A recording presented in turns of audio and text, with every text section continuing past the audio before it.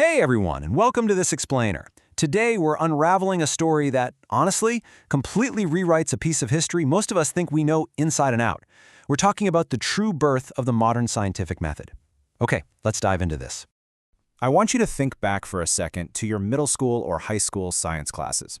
If I asked you right now, who exactly invented the scientific method? Who comes to mind? For most of us, our education points us straight toward the European Renaissance, right? We're taught to credit legendary figures like Isaac Newton or Galileo for coming up with this rigorous system of hypotheses and experimentation. But what if I told you that the true origin story actually starts centuries earlier? Yeah, the pioneer of this scientific method as we know it wasn't Newton. It definitely wasn't Galileo. The true originator was actually a brilliant 11th century mathematician. And the craziest part, he didn't make his greatest discovery in some lavish university laboratory. He made it while trapped as a prisoner under house arrest, sitting completely alone in a pitch-black room in Egypt. To understand exactly how he got there, and how he ultimately changed the world, we first have to look at what science even was before he came along. Chapter 1. Before the scientific method, early approaches. So for literally as long as humans have existed, we've been trying to make sense of the world around us. Ancient societies were actually phenomenal at pattern matching. They observed the cycles of the seasons to invent agriculture and calendars. Basically, they were using observations from the past to predict the future. And then, the ancient Greeks took a massive leap forward. They started looking for natural explanations rather than just relying on myths. Thinkers like Pythagoras used incredible logic to deduce that math was the basis of all music, which is brilliant. But here's the catch. These early philosophers believed that reason and logic alone were enough to uncover the truth. Ideas usually survived just because they sounded logical, not because anyone actually rolled up their sleeves and tested them with physical experiments. And well, that leads us to some pretty wild conclusions. Take extramission theory, for example. Because they weren't strictly experimenting, the absolute greatest mathematical minds of the ancient world, we're talking giants like Euclid and Ptolemy, they actually believed that human eyes emit rays of radiation, kind of like laser beams shooting out of your eyes to strike objects so we can perceive their color and shape. It sounds totally like science fiction to us today, but this was the accepted scientific consensus for centuries. That is, of course, until our protagonist was locked in a dark room. Which brings us to Chapter 2. The Prisoner's Dark Room. Alhazen ibn al-Haytham. Around 1,000 years ago, Ibn al-Haytham made a very bold and honestly a very dangerous promise to the ruthless ruler of Egypt. He claimed he could build a massive dam across the mighty Nile River to stop its catastrophic flooding. The only problem? He had never actually seen the Nile. When he finally arrived in Egypt and realized the sheer impossible scale of the river, he knew he was in deep, deep trouble. This ruler was notorious for executing people who disappointed him. So in a desperate bid to just keep his head attached to his shoulders, Ibn al-Haytham faked insanity. And amazingly, the ruler bought it.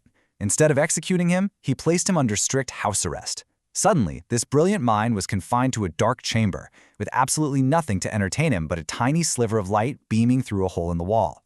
Now, that dark room accidentally acted as a camera obscura. It was projecting an upside-down image of the outside world right onto his wall. And this brilliantly illustrates the exact moment the scientific method was born. You see, Ibn al-Haytham didn't just passively observe this flipped image and make a logical guess about it. He reasoned that light must travel in straight lines from the outside, crossing at the hole to flip the image. But just guessing wasn't enough for him. He formulated a hypothesis, and then he actually physically tested it. He set up lanterns in different positions outside and watched how covering one made a specific light spot disappear on his wall. This proved that the light traveled in a perfectly straight line. And most importantly, he documented every single detail so that anyone else could reproduce his work. He proved that logic alone isn't enough. You need rigorous experimentation to find the actual truth. Chapter 3. The Book of Optics. Shattering Old Theories. So Ibn al-Haytham took all of this and compiled his experiments into a monumental 7-volume treatise called The Book of Optics. And in it, he completely shattered that ancient Greek extramission theory we talked about earlier. Using his new experimental method, he definitively proved the intermission theory. This is the reality that objects emit or reflect rays of light from every point on their surface in all directions, and vision happens when that light actually enters our eyes. And he didn't just state this as a neat idea, he brought the receipts. He laid out specific, logical, and experiential evidence to dismantle the old theories completely. First, he pointed out that looking directly at a bright light like the sun physically damages the eye. which, if you think about it, wouldn't make any sense if our eyes were the ones doing the emitting.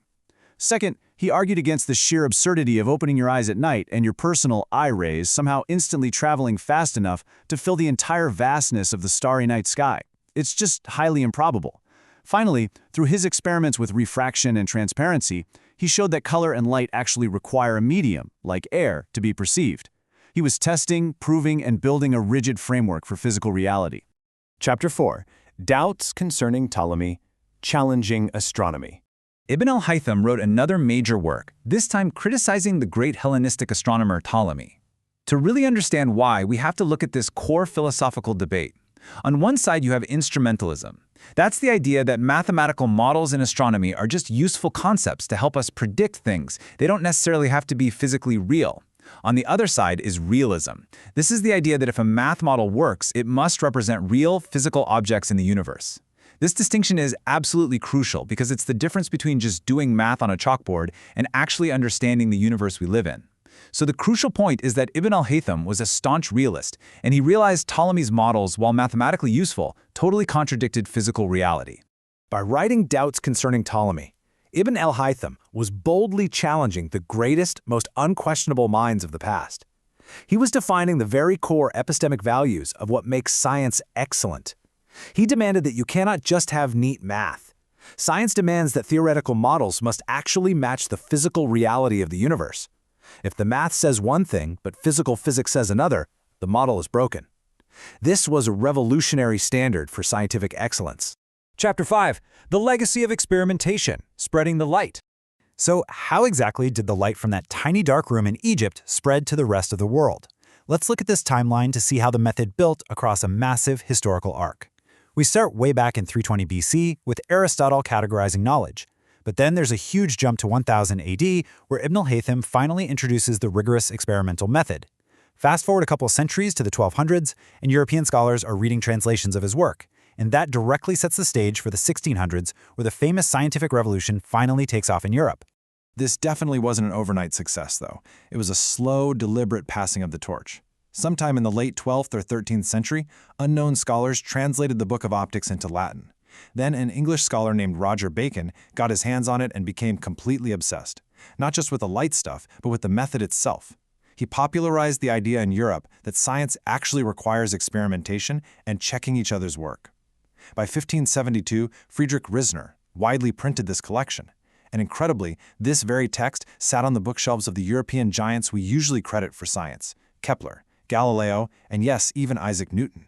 They were all standing on the foundation built by a man just trying to avoid execution in a dark room. I want to leave you with this incredibly provocative thought from one of our sources. Science as a practice asks us to be enemies of facts. Now, what this means is that science isn't just some static list of things we know. The true scientific method, the exact one Ibn al-Haytham pioneered, demands that we constantly challenge existing ideas, test them ruthlessly, and be completely willing to replace them when new evidence arises.